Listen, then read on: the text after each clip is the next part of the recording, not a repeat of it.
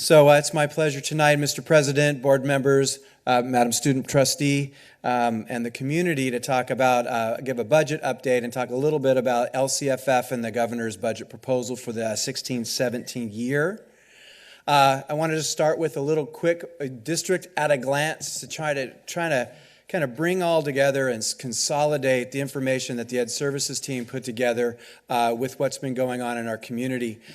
So if you take a look, in 2.5 years, we've gone from 4 to 6 schools, from 2,700 to 4,500 kids projected for next school year, K-8 to K-12.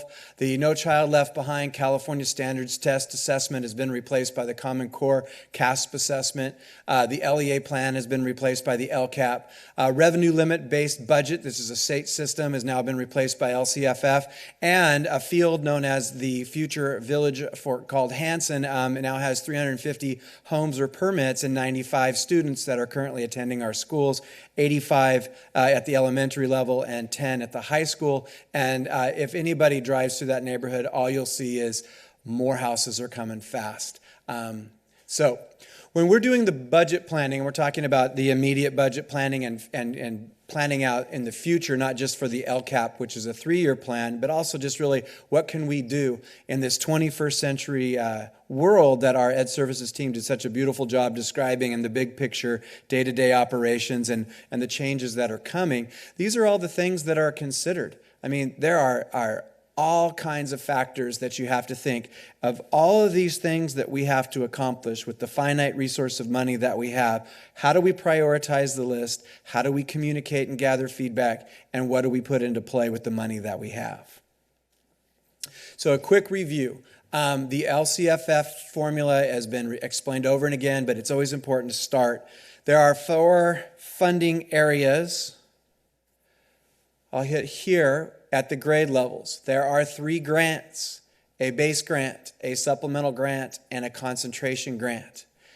So we have to take our student population and, I did that last time. And with the EL student population, our low income population, and our foster youth, those are calculated into the supplemental grant allocation and the concentration grant allocation. Concentration grant only goes to school districts with those 3 student populations of 55% or higher. So when you look at how the state gives us money, you have the 4 areas by grade level, a little bit of money for class size reduction, which our district has already met the state number, which is 24-1, a little bit of money for career technical ed, and some supplemental grant money, and that's how we get paid. If you look at this, and it'll be easy to try to kind of explain, is the last time I gave this presentation, we looked at just our county. I drew a bigger circle, and we took any district that was like us in this side of Contra Costa, a little bit of Alameda, a little bit of Stanislaus, and all of San Joaquin County. And we did find a district that makes a little less than we do, which is Brentwood, which is right down the road. But our district sits there, and that tells you the impact of the low numbers of foster youth, English learners, and low-income students. And this is the program the governor rolled out, and this is how we get allocated our funds to do all the things that we want to do and wish to do. You're right. There were no other high school districts, right? Correct, sir. Okay. All right, so what our task in looking at that original list is to find a balance. We have to find a balance about our professional and personal needs of our staff. We have to meet the demands of our community, which is very 21st century oriented, and what the programs they want their kids to experience in their education here. And we have to continually plan and build for new schools, because as the houses are built in neighborhood, what was C is now Hanson, as we try to finish Mountain House High School, all of those 3 things have to stay within balance. So, in terms of professional personal needs, we did just vote to formalize the agreement, and that will be, as the final steps go through, us saying yes to that agreement. So I wanted to explain to the community and this board where that landed. So it was a 2-year salary and benefit increase. The total amount is approximately 8.5%. In 15-16, on the salary schedule, a 4% raise, and a $0.5 or $600 towards health benefits. In 16-17, a 3% raise on the salary schedule, and a 0.5 or $600 additional dollars to the benefits. We also went to the salary schedule, which I'll explain in greater detail in a moment, to column 5, which we call the far right column. It's for the most experienced, most beyond BA educated teachers, and we strengthened that column for 2 reasons. One, it makes us competitive for veteran teachers, and 2, it's an incentive for the teachers that are here to stay. But those costs in compressing it, meaning teachers can max out earlier, and adding the longevity steps, which means that the stipend that was in the old system is now built into that column, is an additional 0.5 to get us to 8.5%. We also agreed to contingency language. So the thresholds are based on the governor's budget. That means the approved budget, and that is a process that will last into the summer. But if the approved budget apportionment reaches $350,000 of ongoing dollars, then an additional 1% will go to our teachers. If that voted upon by the legislator budget is approved at $700,000 ongoing, they'll get 2%. We'll see how that goes. I have some information about the proposed budget. And finally, we increased stipends for teachers that are putting extra time running programs for kids at the K-8s or at the high school. Most of the stipends were increased to take care of our young teachers who are typically doing, our young meaning early in career, teachers that are doing the work after school and doing all that. But also it's an incentive to get involved. So where did the additional 1% go? This is important, and it goes to what Trustee Nielsen was speaking to a few minutes ago. The district offer was 7.5% over 2 years. The agreement was 1% additional, or 8.5%. And so in that balance about the professional and personal needs of staff, the program desires of the community for kids, and the planning and preparation to build new schools, the 1% had to come from somewhere. So in looking at the budget monies that we have 2 programs that would fall into the choose to category as opposed to the already in play category. Those are the K-5 Project Lead the Way, which is a STEM program that is the driving force behind our 6-8 and 9-12 Career Technical Ed program, Career Pathways program. And they do have a K-5 program that we would like to bring into the district and give STEM opportunities to build a K-12 career, STEM process. The second one is GATE. We've been working for 2 years to do one thing, to not just identify kids and say that kids are GATE, but build a real GATE program. The monies that are helping support that 1% are going to slow down the GATE rollout, not block it, but slow down the robustness of it. But that's what happens in our district. LCFF pigeonholes us into keeping a balance of those 3 things: teachers' personal and professional needs, the program demands of the community for kids, and planning and preparing for schools that we are going to be building, and there Roland and Hanson is coming. So let's talk a little bit about how teachers get paid, because I don't know if the community is fully aware. There's something called step and column, and there's something called a negotiated settlement. So the negotiated settlement would take this, and this is our 2015-16 salary schedule. And each one of those boxes represents a place where someone lands in their career of experience and their career in their units past their degree. Everyone lands in a spot. So the 7% over the 2 years that go onto the salary schedule will go into every one of those squares, and every one of those will increase over 2 years by 7%. What also happens is in each one of those areas, there's an opportunity for teachers to get a raise called a step increase, a column increase, and for the lucky some, they can do a step and column increase.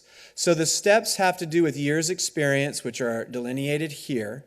And in each one of these columns, for a period of time until it caps, each time a teacher gets 1 year additional experience in our district, they get an additional 3%. If they're capped out, which is more down in this area, because we don't provide raises at every year of experience, then it's possible for a person who's capped out in the step to move over into a column and get an additional 3%. But if you plan it well, and this is what I did when I was a teacher, is you go to school, you have to clear your credential, you earn a master's degree, you take additional classes in an area you're interested in, and the magic to get 6% is to get 1 year experience and move over one column at one time. And if you move diagonally, you get a 6% raise. So our district is filled with teachers that are in the early part of their career, approximately 70 to 75%. We have about 25% of our teachers that fall in over here. So for the raise that everyone got, if they are moving a step or moving a column, they not only got a raise, but they also get a step and column increase or a step increase or a step and column increase. So that's the system that's been in existence for decades, that's how teachers get raises. They get years of experience credit and they get units past their degree. So, having talked a little bit about taking care of the personal and professional needs of staff, I'm going to talk a little bit about the programs that our community demands and how we're planning and preparing for new schools. So it all goes back to the Governor Brown's proposal, which came out last week in the early part of January.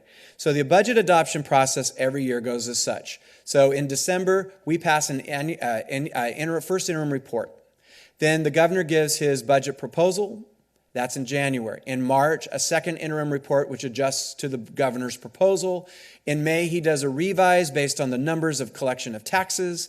And ultimately, in a perfect manifestation of everybody getting along in Sacramento, the legislature in June adopts the budget. Now, in recent times, that has happened in June and it's run like clockwork. In the 90s, in the 2000s, there was a lot of contentiousness and that budget was never adopted. So it appears that with the karmic space that's going on in Sacramento, that June or July will be when they adopt the governor's budget. So what does it say? Well, Prop 98 is the fancy way of saying the education budget. And for 16-17, the total amount is $71.6 billion. That's an increase over the 15-16 budget of $3.2 billion. If you notice there's an asterisk, there's a little clever move that was made. So the good news is the per pupil spending increases to a total of $10,591 per student. And the state average increase is $368 per pupil. That's very exciting.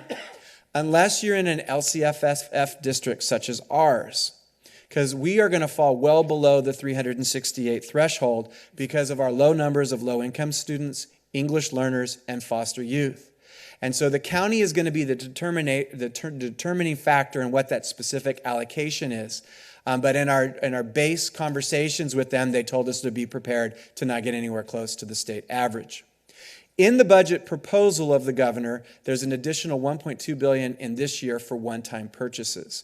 So it seems that the governor's vision for the budget is take all these budget surpluses, wrap the package up into one-time purchases where you buy things and launch programs, and give very little money to ongoing monies, which is where you pay for people. Programs that you launch? Yes. So that's the complicated factor. So now here's where the asterisk comes into play. The governor, what he did with this budget surplus is he posted a big number, $3.2 billion. But what he really did was take the allocations that are supposed to come out in the next 4 years of LCFF rollout, and he reduced that by 2 years. So the allocation is for this year, but it also is what we would have got in the next and the following year. And so by speeding that up, the full rollout of LCFF should be complete in the 2017 year. So what does that mean for us? Well, here's how LCFF works in the world of Governor Brown. LCFF reaches 100%, that means it gets capped. That means that's it. We shifted the system. It is what it is. Everything's been reallocated. It's important to note that they didn't add more money. They just redistributed the money. They took the pile of money. They did add money in the base grant, but they also said all these strings attached money in the old system are now put into the pile, and most of it will be redistributed through supplemental and concentration grant. The second thing is this, is that once it's capped, then we'll go back to the COLA living worlds, which is cost of living adjustment world, where in the boom and bust cycles of California's economy, when the times are good, we get good COLA. When the times are bad, we don't get good COLA. And that's the world we'll be looking at going back into. Now, Governor Brown's term ends in 2018. There'll be a new governor. There'll be new initiatives. Who knows how this will turn out? I know that there was a report that came out today that out of, I believe, CSBA that said that to fully fund education in California, it needs 22 to 42 billion additional dollars. And that would make us competitive, knowing that California's rankings as funding for per pupil is 46 in the country right now. So with that said, in Governor Brown's speech about the system and the budget, he said that they are not predicting a recession this or next year, but he does predict that one is coming. You can't keep all this upward growth without a slowdown.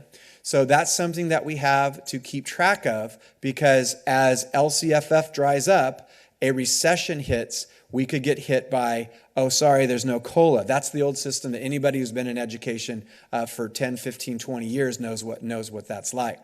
And finally, as I emphasize this point, LCFF limitations will be based on lack of supplemental and concentration grant funding. Additionally, this is another, I should have put an asterisk next to this. Prop 30 expires. Prop 30 is, I'll explain in a second, and the STRS contribution are also liabilities that we have to keep in mind. So the Prop 30 was a temporary tax during the budget crisis.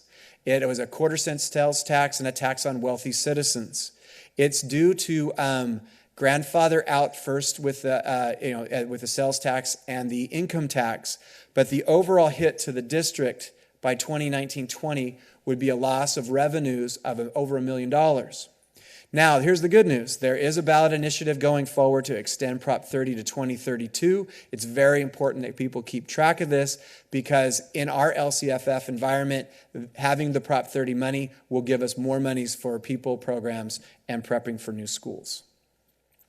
STRS contribution is a little bit more insidious was the word I was going to use, but I'll leave that out. Just pretend I didn't say that. In that, this is a deal with corporate America to subsidize the shortfall of the STRS pension liability, which sits at $73+ billion.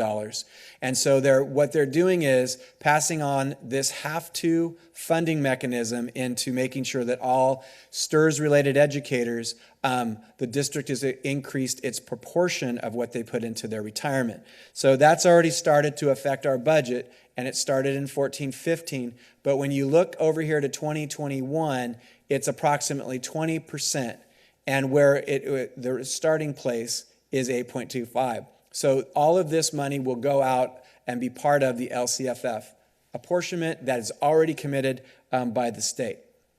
So I was inspired by the book Shel Silverstein's Where the Sidewalk Ends.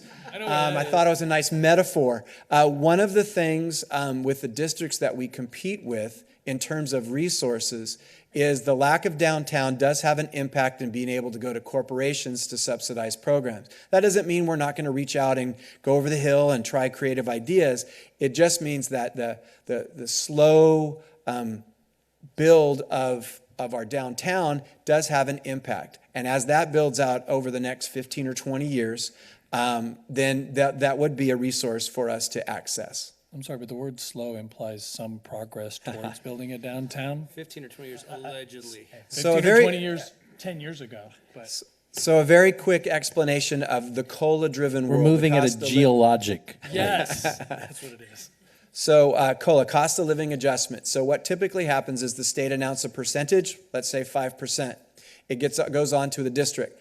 But that's not what people have to spend, because you have to take out your liabilities. For us, step and call-in, which I explained earlier, operational costs, which are mandated costs, insurance, utility increases, workers' compensation, the STRS contribution will all be considered as a liability and taken off whatever COLA comes out. And if Prop 30 doesn't get extended, we'll also add that to our liability. So whatever the COLA is in the moving forward, once LCFF caps, you take the liability, subtract it, and whatever's left is what you have to work with for people's professional and personal needs, for programs for kids, and for preparing and planning for new schools. So I do want to point out that we are doing our part to find money out there, and I complimented Dr. Gill's good work on the $309,000, but I also want to remind the community that last year, Dr. Gill, Brian Gervais, Kevin Seamus, and others also earned the district a 3-year grant for $518,000. So that's $820,000 that good hard work from educators are doing to go out into the system to bring money into the district for our students. So, quick review of how all that money affects our learning and our school environment. So in 13 through 16, we had a strategic plan, LCAP 1.0, LCAP 2.0. The programs that are listed there are already in play. We've already budgeted for them. They're already having an impact for kids. I'll defer to the excellent presentation from the Ed Services team about the details of all that. So that's where we're at right now. So I don't want to give the impression that we don't have anything. We have lots of things going on. It's really about how quickly we can expand. So for LCAP version 3.0 in the 16-17 school year, the things that we're considering for expansion are we're looking at music and arts, advanced and enrichment opportunities, GATE, college preparedness, career opportunities, technical and technical enhanced classrooms, extracurricular experiences, and career technical ed. If you take all of the presentation from Ed Services and you apply those things, the experiences for programs for kids grows exponentially. And we do have money, but we have to think about it very carefully. So how we're going to approach this is our LCAP will define how we use the allocations for money, programs, and things for kids in new schools. That our monies will ultimately be phased rollouts that I think the community needs to prepare to get used to. A phased rollout as a way we do business as opposed to big launches district-wide. That doesn't mean we won't do those things. And finally, we need to continue to look at the student data that tells us what's working and what's not working for the kids. So finally, LCFF and LUSD in the coming years. So we can do what we plan to do. We can't do everything, and some things are going to take longer to get done that we want to do. And so if we stay focused on what we're doing and we have a plan and the plan is reviewed and we use student data, we'll be in a better shape to use the monies that we do have smartly, effectively, and to fully advance what our kids need. So I'll go back and tie this finally to this. 21st century classrooms is the expectation from the federal government and the state government, and that's who we answer to. We are going to have begun and will continue to have a conversation about what is the standard of a 21st century classroom in our district. That will help drive funding decisions. A lot of the stuff that was presented tonight and the programs that we have meet that criteria. Number two, when we buy materials, whether it's a new curriculum or Common Core materials or whatever materials, we have to be informed consumers. We have to know what we're buying, why we're buying it, the purpose it's going to fulfill, and the purposes that it's not going to fulfill so that we can use the RCD process 2.0 to make sure that any holes in our program can run through a professional learning community, teacher-driven discussion about what works and what doesn't work for kids. And then finally, we have to continue to reach out to our community about what they demand and desire for their kids in the programs that we're bringing forward. So with that, I added some resources, a budget review from the governor's office, an economic analysis from the banking industry, 2 economic forecasts in terms of how the California economy is doing now. It's a boom period. But I thought that would be important for people concerned. And with that, I conclude my presentation. Thank you very much for the presentation.